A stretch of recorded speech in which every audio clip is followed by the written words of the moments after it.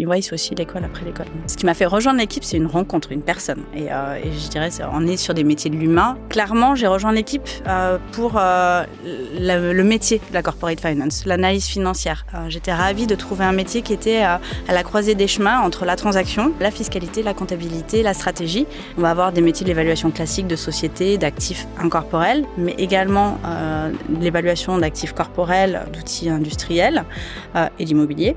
L'évaluation de management package, une équipe modélisation également, donc de business plan, plutôt avec des compétences de modélisation complexes. En fait, on ne travaille pas pour les autres équipes, on travaille avec les autres équipes. Il y a 3-4 ans, quand je demandais à mes clients comment ils avaient intégré leur stratégie ESG dans le business plan qu'ils me donnaient, j'avais des grands yeux, genre mais de quoi elle me parle?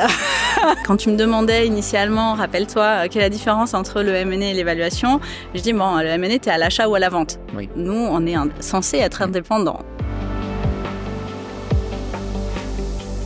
Bonjour, je m'appelle Guillaume Pommier, je suis un ancien banquier M&A de Lazard et le cofondateur de Training You, la première plateforme de préparation aux entretiens en corporate finance, finance de marché et conseil en stratégie et management. Je vous souhaite la bienvenue dans la 2e saison du Career Insight, le podcast créé par Training You pour mettre en avant des personnalités inspirantes qui évoluent dans ces domaines.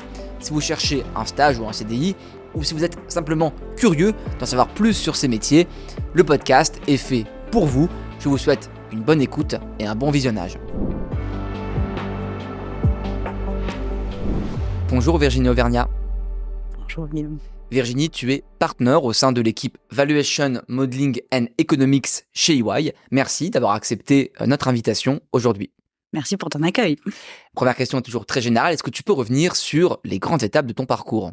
Oui, alors effectivement, je suis provinciale, gersoise. J'ai fait une prépa commerciale intégrée à HEC. Et à ma sortie d'HEC, j'ai intégré EY au sein des départements évaluation et modélisation financière. J'avais fait une année de césure en contrôle de gestion et en audit, on pourra y revenir. Ancienne cavalière, maintenant boxeuse, mariée, 2 enfants. Très rapide, très concret, très précis. On va revenir sur les grandes étapes, évidemment, de ton parcours. D'abord, c'est les études. Tu l'as dit, tu as étudié à HEC. Est-ce que c'est à ce moment-là, en école de commerce, que ton intérêt pour la finance est né ? Oui, tout à fait. Par des partages de parcours de copains de promotion ou des promotions antérieures, finalement, qui avaient fait leur stage de césure, retour d'expérience et aussi par les cours à HEC, tout simplement. Qu'est-ce qui t'a attiré au départ dans ce domaine ? L'approche un peu scientifique de la finance et de la corporate finance. C'est une science que l'on apprend. À HEC, on apprend aussi à beaucoup parler. Donc là, j'avais l'impression d'avoir vraiment une compétence à acquérir et un vrai métier à apprendre. Donc, c'est ce qui m'a plu au début, puisque c'est un métier technique à l'origine. Alors, tu l'as aussi évoqué, à HEC, tu as réalisé une année de césure avec un premier stage en audit chez Deloitte et un second stage chez Valeo en contrôle de gestion. Valeo qui est un équipementier automobile. Ce sont 2 stages dans le même domaine, comptabilité, performance financière opérationnelle, mais c'est pas le même métier. Est-ce que tu peux nous parler de différence entre l'audit financier qu'on exerce dans un cabinet comme Deloitte ou EY et le contrôle de gestion qu'on exerce au sein d'une entreprise ?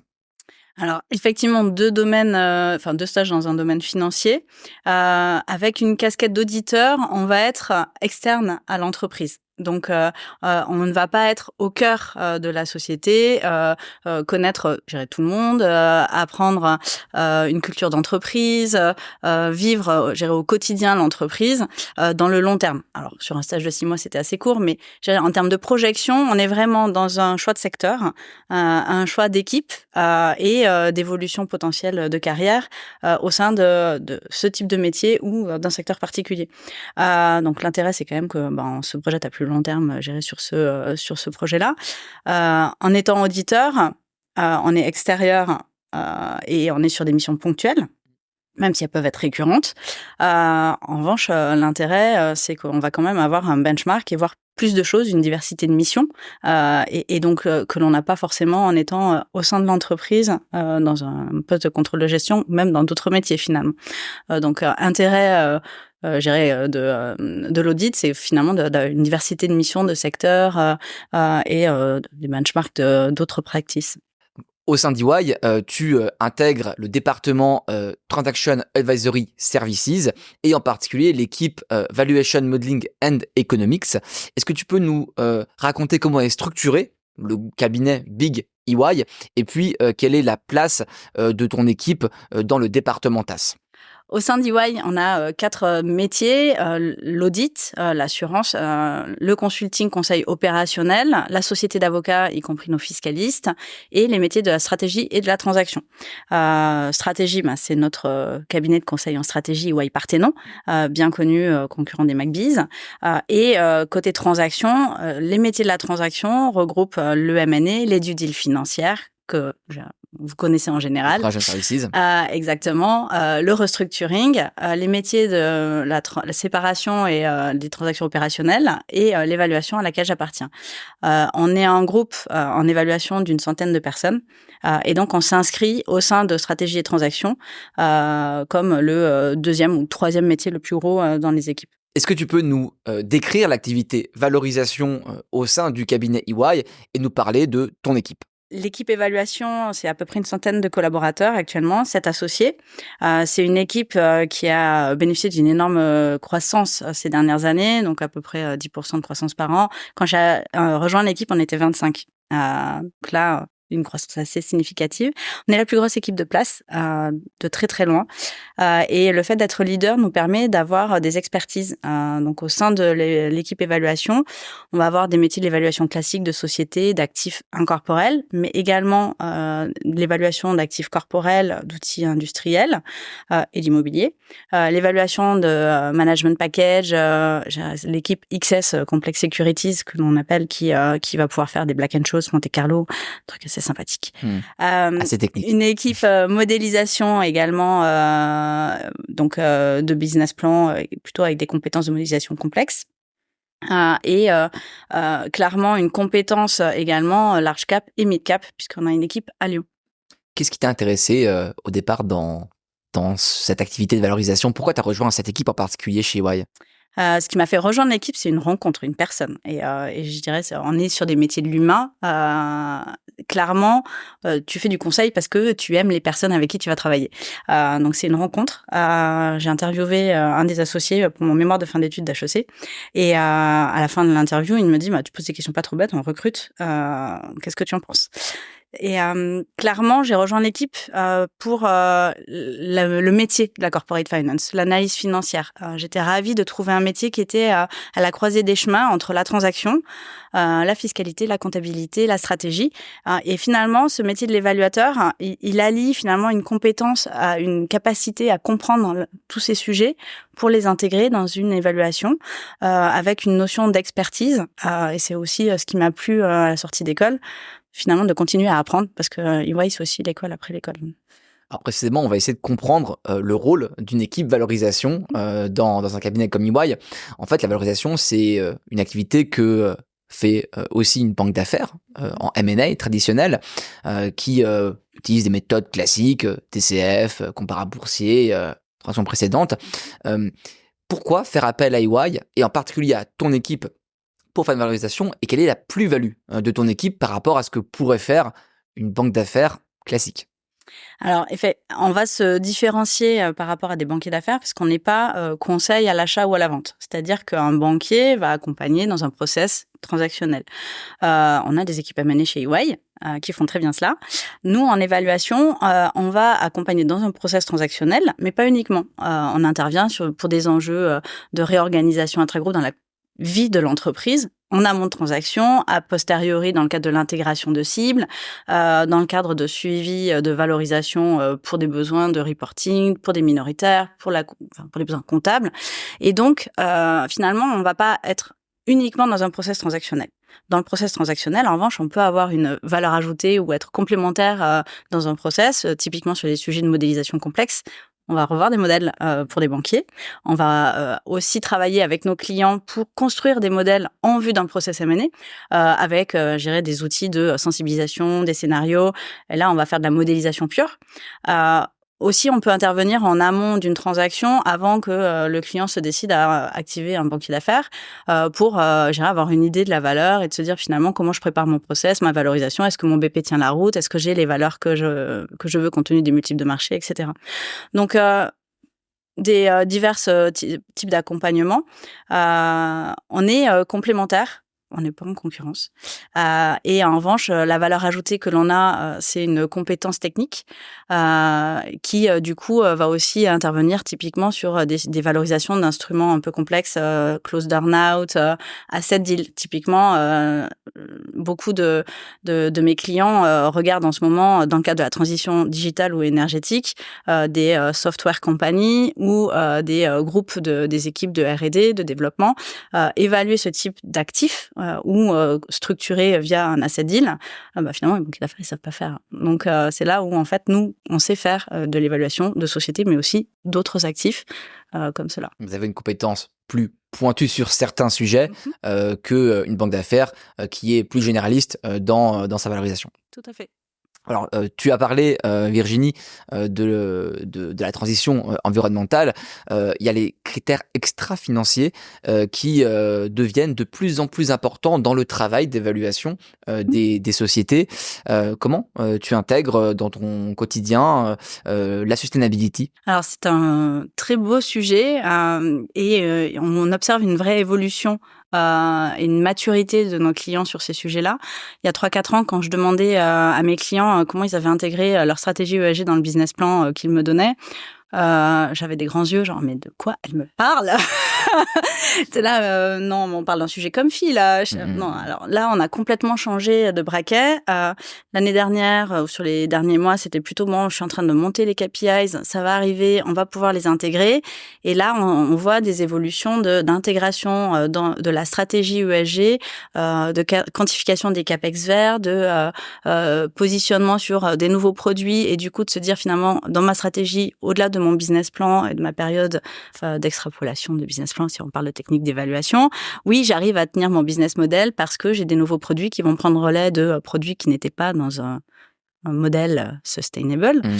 Et donc, finalement, ce type de discussion, on monte en compétences dans les équipes évaluation pour pouvoir les tenir, challenger le BP de nos clients et se dire finalement, par rapport à ton marché, par rapport à tes enjeux sectoriels, est-ce que l'entreprise que je suis en train d'évaluer est au rendez-vous ou est-ce que finalement, je dois ajuster le BP, faire des sensi ou ajuster mes paramètres d'évaluation éventuellement. C'est d'autant plus prégnant, typiquement, si on prend un exemple sur l'automobile, transition énergétique, véhicules électriques, 2035, en Europe, un enjeu de volume de véhicules électriques produits, commercialisés. Comment ça se traduit dans un business plan, une évaluation dans une entreprise du secteur. Donc, ce type de discussion devient assez quotidienne. Et donc monter en compétences pour assesser ces sujets au même titre qu'on fait une analyse financière classique des états financiers ou de la stratégie de la société. Tu as parlé tout à l'heure des nombreuses équipes chez EY. Dans quelle mesure c'est possible pour ton équipe de travailler non pas directement pour un client externe du cabinet, mais pour une autre équipe du cabinet qui aurait besoin des services de valorisation sur un sujet complexe? Ça peut être le M&A, ça peut être le TS, ça peut être du Project Finance ou d'autres équipes. En fait, on ne travaille pas pour les autres équipes, on travaille avec les autres équipes et quasi systématiquement. On est vraiment, et c'est un des différenciateurs d'EY par rapport à d'autres cabinets, on a la capacité de pouvoir travailler ensemble sur des sujets typiquement d'évaluation dans des contextes fiscaux, cross-border, d'activer notre réseau de fiscalistes à l'international. Donc, on va travailler avec les fiscalistes, on va travailler avec les experts comptables quand il y a des sujets d'implication comptable dans des carve-out, par exemple, pour identifier les comptes de carve-out comptables statutaires, IFRS, et donc s'appuyer sur des états financiers fiables. On va s'appuyer sur nos équipes de due deal où les équipes de New Deal vont s'appuyer sur nous sur du business plan sensibilisé dans le cas des due deal et quand ils vont présenter leur business plan dans tout simplement leur rapport de due deal. Donc en fait, on va être multitude, quasiment sur tous nos sujets, en interaction avec d'autres équipes d'EY. Je pense que mon quotidien, il n'y a pas un dossier où je travaille seule sur un projet. Donc, on va travailler ensemble. On ne travaille pas l'un pour l'autre. L'idée, c'est d'être imbriqué pour soulager notre client accessoirement, parce qu'en fait, il a une synergie EY. Puis accessoirement, nous, de faire des équipes mixtes, ça permet aussi de faire monter en compétence nos équipes sur les sujets, d'être en capacité d'identifier les sujets, de traiter. Donc, c'est assez intéressant. Oui, c'est aussi l'un des points forts d'un cabinet comme EY, de pouvoir justement faire intervenir différentes équipes au service d'un client et d'avoir ces compétences pluridisciplinaires en interne. Tout à fait. Les missions en valorisation sont très variées, Virginie. Si cela te convient, je vais te mentionner quelques missions que tu es amené à réaliser dans l'année. Et pour chacune, je te laisse me donner la grande particularité de la valorisation, sa difficulté, et si tu peux le faire, un exemple. Oui, avec grand plaisir.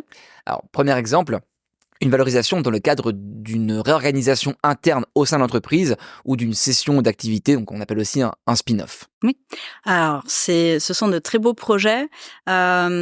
Difficulté, en fait, en fonction de la maturité et de l'évolution du projet, on va avoir un prix cible de sortie, puisqu'en général, ces réorganisations, elles se font en fonction d'une ambition de sortie, que ce soit une IPO sur une partie de l'activité, que ce soit une cession à un industriel. Donc, il y a toujours un objectif derrière et une ambition de revalorisation ou de valorisation du groupe.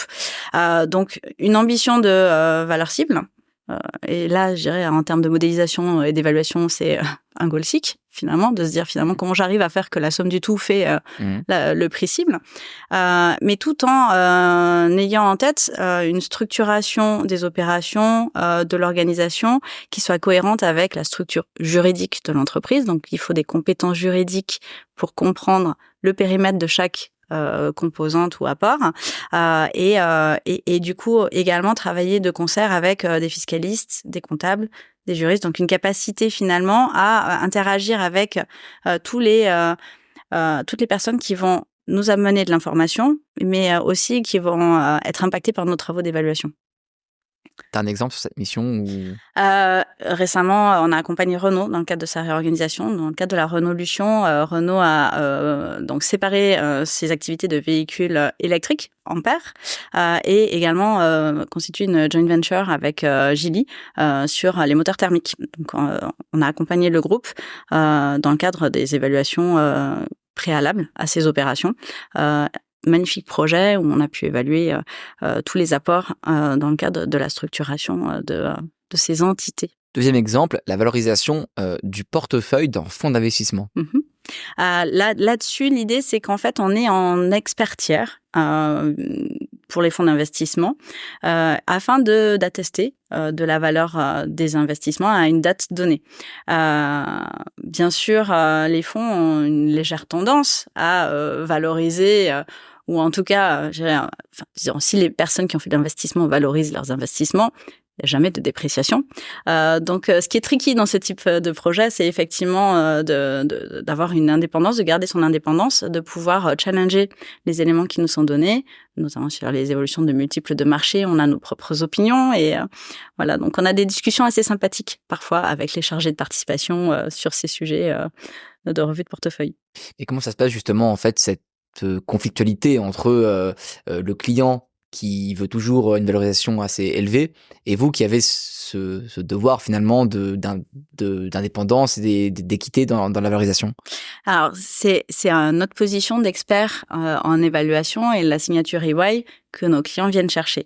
Donc là-dessus, dans tout type de contexte, que ce soit les revues de portefeuille ou les évaluations patrimoniales que l'on peut faire de cession de titres, ou d'autres éléments. En fait, on va toujours avoir une responsabilité, et c'est là où le rôle d'associé, c'est de dire oui ou non, et de dire jusqu'où on peut aller, quelle est l'histoire que l'on peut raconter, c'est raisonnable, c'est pas raisonnable, on signe avec EY à la fin du rapport, et donc c'est notre responsabilité de dire où est-ce qu'on peut s'arrêter.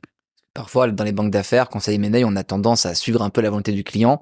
Est-ce que vous avez plus d'indépendance, vous, en tant qu'équipe valorisation, que pourrait l'avoir un conseil M&A? Définitivement. Quand tu me demandais initialement, rappelle-toi, quelle est la différence entre le M&A et l'évaluation, je dis, bon, le M&A, t'es à l'achat ou à la vente. Oui. Nous, on est censé être indépendants. Donc, et c'est bien la feuille de route qui nous est donnée. Il y a moins de parti pris. Exactement. Et c'est en cela que on a quand même une réputation à tenir.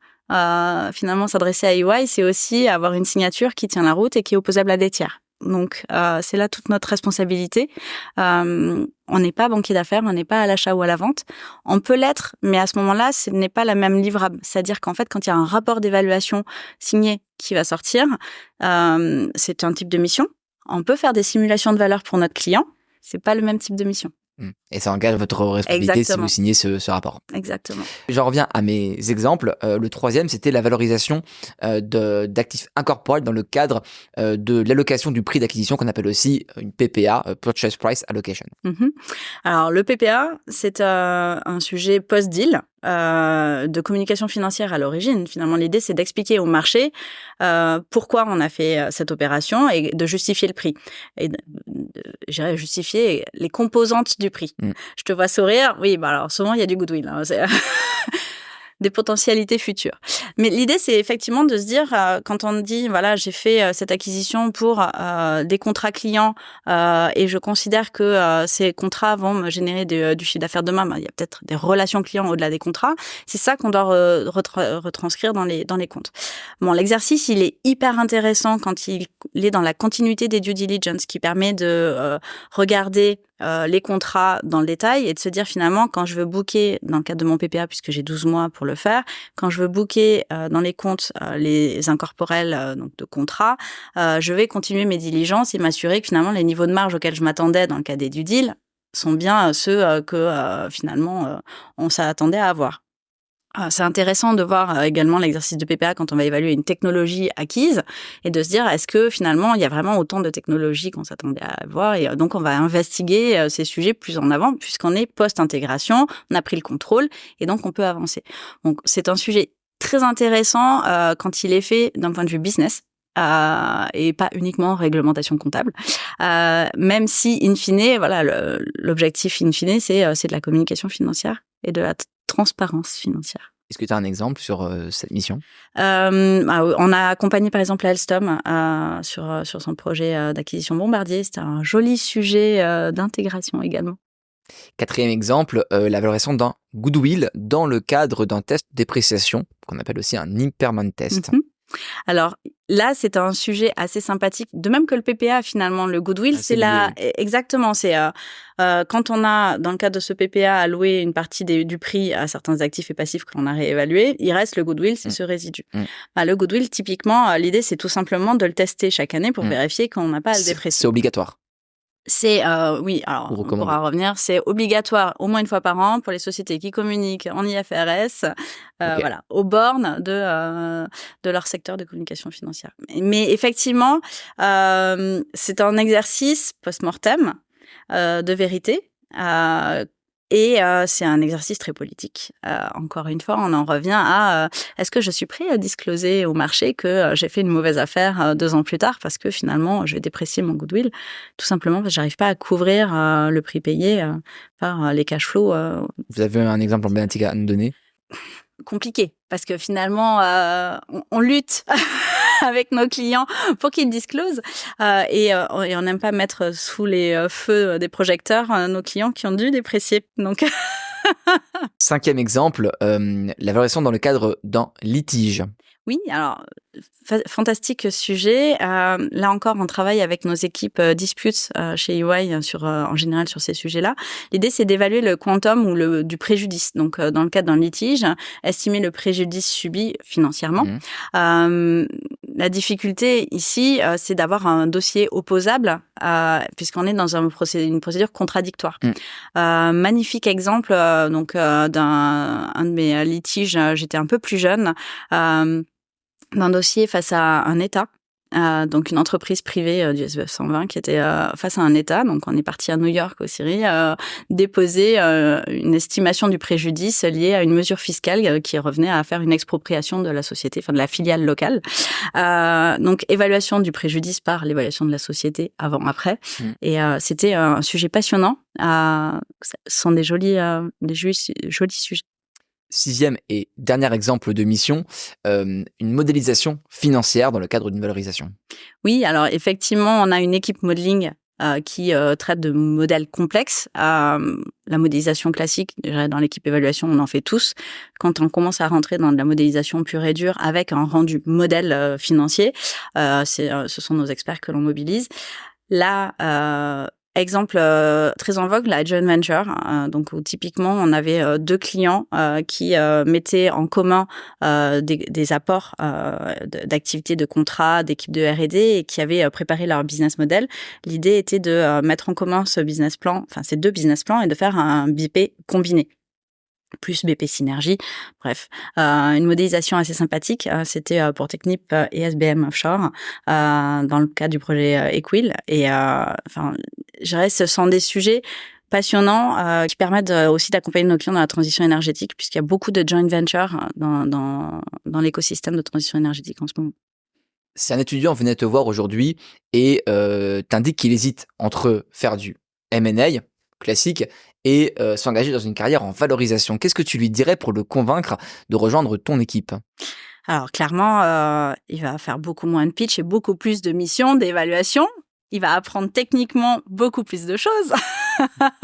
Et il ne fera pas que de la transaction. Alors, avantage, inconvénient, mais il verra les entreprises aussi dans leur suivi de performance, en pré-deal, en post-deal, dans la continuité. On ne fait pas que de la transaction, même si on en fait quand même pas mal. Ça fait maintenant plusieurs années que tu exerces ce métier et tu es aujourd'hui partenaire. Comment le rôle évolue avec le temps chez EY dans des missions de valorisation et quelles sont plus globalement les perspectives d'évolution chez EY ? Alors, le rôle évolue de façon assez classique. Au sein d'un cabinet, tu arrives, tu vas apprendre le métier et apprendre la technique. Donc, au début, l'apprentissage technique, c'est le principal focus finalement de nos équipes. Puis, assez progressivement, mais assez rapidement, on va quand même avoir un rôle de gestion d'équipe, de gestion de projet, puis gestion de clients, d'animation de portefeuille clients. Et donc là, le rôle finalement, il évolue à chaque année. Il y a aussi une évolution du métier. En évaluation, donc on était 25 il y a 15 ans, on expliquait ce qu'était un PPA à nos clients. Maintenant, nos clients, ils connaissent tout à fait ces choses-là. Ils les maîtrisent. Et donc, ils viennent nous chercher quand il y a un enjeu, des minoritaires ou des tiers à convaincre, quand il y a une technicité à aller chercher. Donc, on a une montée en compétences sur nos sujets qui est très forte. Et là, finalement... en termes d'évolution, c'est vrai que c'est un métier très riche qui est toujours en perpétuelle évolution. Là, on intègre la sustainability dans le métier. Donc, c'est un métier qui évolue. Le métier évolue et le rôle dans l'équipe évolue également. J'en viens à un sujet qui te tient à cœur, Virginie, c'est le gender equality. Tu le sais, les femmes sont moins présentes que les hommes en corporate finance. D'abord, ton analyse, pourquoi, à ton avis, les femmes sont-elles tout simplement moins nombreuses dans ces métiers ? Alors, chez EY, on est 49% de femmes, en stratégie transaction 31%. Effectivement, je pense qu'on a eu historiquement une reproduction de profils qui était qui était dans la reproduction tout simplement. On a une évolution récente, malgré tout, et une transition vers beaucoup plus de diversité dans les équipes en corporate finance sur la place de Paris, beaucoup plus de profils internationaux, beaucoup plus de femmes également. Donc, ce n'est pas une fatalité. Les filles postulent moins que les garçons pour des stages ou des CDI en corporate finance, alors qu'elles sont globalement le même nombre en école de commerce. Et qu'est-ce que tu aimerais leur dire à ces jeunes femmes pour les inciter à postuler davantage en finance et en particulier chez EY ?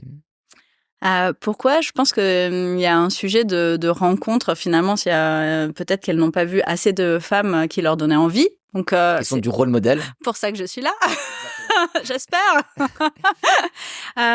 Donc, je leur dis, essayez de rencontrer des hommes et des femmes qui, je dirais, vous donnent envie, des rôles modèles, parce qu'il n'y a pas que les femmes qui sont des rôles modèles pour les femmes, je le précise au passage.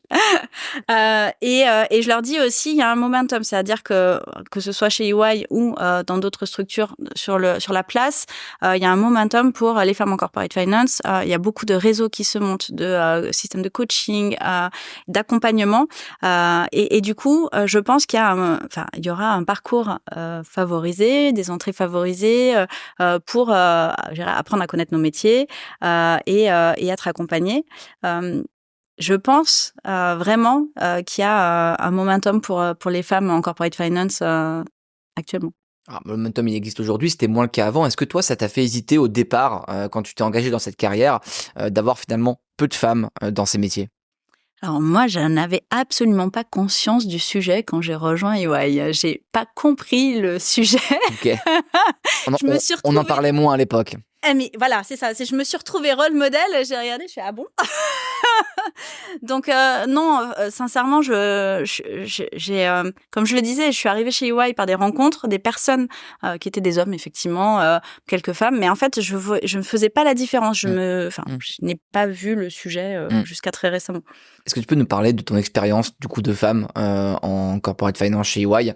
J'avoue, en fait, je n'ai pas eu de sujet particulier lié au gender jusqu'à très récemment où finalement il y a une prise de conscience, je pense, au sein d'EY, stratégie et transaction, mais plus largement sur la place de la corporate finance à Paris. Je trouve clairement que chez EY, on a une politique de diversité et d'inclusion qui est largement impulsée. Tu es responsable de ces sujets depuis maintenant 1 an chez EY au sein du département Transaction Advisory Services. Quelles sont les actions mises en place pour attirer plus de jeunes femmes au niveau junior et aussi pour les retenir dans la durée au niveau senior? Oui, effectivement, j'ai pris le rôle de D&I Lead pour stratégie et transactions depuis 1 an. On a une équipe mobilisée sur ces sujets. On a 5 piliers. Le premier, c'est Turn at the Top. Donc, c'est donner les guidance, former les équipes sur ces sujets. Zéro discrimination, c'est évident. Pas de sexisme ordinaire au bureau. On fait partie de l'initiative Stop chez EY. On a été un des fondateurs sur ces sujets-là. Donc, Turn at the Top, premier pilier. Le deuxième, c'est toute la partie attirer des talents, donc Talent Acquisition. On a lancé le premier Women in Transaction l'année dernière, très fière de ce premier événement, où on accueille les femmes des écoles de commerce et d'ingénieurs de nos écoles cibles pour leur présenter nos métiers, la diversité des métiers, parce que due deal financière, tout le monde connaît, mais c'est l'opportunité aussi de discuter avec des personnes de nos métiers. Et puis également tous les autres métiers d'EY transactions. Donc, type d'initiative. Le troisième pilier, c'est les sujets d'accompagnement, de coaching de nos femmes. Je parlais des formations. On ne doit pas que coacher les femmes, on a aussi formé les hommes. Petite parenthèse, ce n'est pas que un fixe de problème avec les femmes, mais donc coaching sur des sujets de prise de parole en public, d'assertivité, de comment travailler son branding personnel. Quatrième pilier, l'équilibre de vie pro-perso. Alors là, on me dit, mais c'est pas gender. Je dis, je suis bien d'accord, ce n'est pas gender. Et c'est là où les initiatives D&I ont aussi des effets positifs pour l'ensemble de la population. Puisqu'en fait, je vais le dire très rapidement, faut pas dire on a des sujets de femmes parce que on n'a pas de maman en transaction. En fait, maintenant, on a autant de papas qui viennent me voir pour me dire comment tu as géré tes enfants et comment c'est d'être maman ou parent chez EY, tout simplement. Le dernier pilier, c'est networking, parce que quand même, on fait quand même des events de networking. Donc, au sein de ça, entre femmes, et puis avec nos clientes. On avait fait un événement à l'Opéra avec nos clientes il y a quelques années que l'on va renouveler. Donc, opportunité de réseauter. J'en viens à un sujet qui intéresse beaucoup notre audience. Évidemment, ce sont les recrutements chez EY. Alors évidemment, c'est une marque très forte qui attire chaque année plusieurs milliers de candidatures, y compris, j'imagine, pour ton équipe. Qu'est-ce que tu recherches, toi, chez les candidats? Alors, beaucoup de choses, bien sûr. On est très exigeant. Mais le socle, c'est une envie de nous rejoindre et s'être intéressé au métier et comprendre nos métiers. Pour les CDI, un stage dans les métiers de la finance, clairement, est un plus. Quels sont les métiers un peu valorisés pour postuler ensuite dans ton équipe? Classiquement, on tourne toujours sur les mêmes métiers de façon très originale. Private equity, M&A, corporate dev en corporate. Contrôle gestion audit un peu également. Et clairement, on est sur une recherche de compétences techniques. Donc, on va tester les compétences techniques en entretien, mais également une agilité à adresser tout type de sujet. On en revenait on est consultant, on doit passer d'un sujet à l'autre assez rapidement. On a une diversité de types de missions assez vaste, de types de clients, des private equity, des corporates, des large cap, des small cap. Donc, clairement, l'idée, c'est d'avoir une agilité pour s'adapter en fait en fonction des clients. Et puis, une envie de travailler en équipe parce que faut avoir envie au quotidien, sur quelques heures dans la journée, passer du temps avec les autres. Pour les étudiants et les jeunes diplômés qui vont postuler très prochainement dans ton équipe, quel est le conseil que tu aimerais leur donner pour les aider à réussir le process? Alors, classiquement, je leur dis 2 choses. Un, réviser techniquement les bases de la corporate finance et parler à des gens. En fait, pour moi, il est juste impensable de ne pas avoir parlé avec une personne chez EY. On connaît toujours quelqu'un chez EY. Et pour aussi regarder votre podcast pour en savoir plus sur l'équipe. Je passe maintenant à vos collaborateurs. Qu'est-ce que vous attendez en tant que partenaire de vos jeunes dans l'équipe? Beaucoup de curiosité, d'agilité, d'envie de bien faire, d'excellence. Je suis un peu exigeante aussi. Mais ça vient de nos clients, en fait. On se doit de délivrer toujours un top de qualité. Et voilà, et d'avoir envie et de prendre du plaisir. Je reviens maintenant à la dernière partie de ce Career Insight. C'est le traditionnel quiz du Career Insight. Je rappelle les règles brièvement. Ce sont des questions courtes de mon côté et des réponses courtes de votre côté. Je vais essayer de faire mon max. Si vous deviez définir le cabinet EY en un seul mot, cela serait lequel? All-in, c'est notre nouvelle stratégie, attachée tous ensemble. On est un cabinet pluridisciplinaire et c'est ce qui est clé au quotidien pour nos clients et pour nous. La principale qualité pour travailler dans votre équipe en valorisation? L'agilité. La question que vous aimez poser en entretien? Ah, joli. Si tu devais évaluer Renault en 5 minutes. Beaucoup oublient qu'en fait, c'est une société cotée et qu'on a une capitalisation boursière. Certains vont chercher des multiples, des DCF, etc. La réponse que vous n'aimez absolument pas entendre en entretien chez un candidat? Quand je pose la question est-ce que vous postulez ailleurs et qu'on me répond mais non, que chez EY en évaluation, c'est mon dream job. Bonjour l'hypocrisie.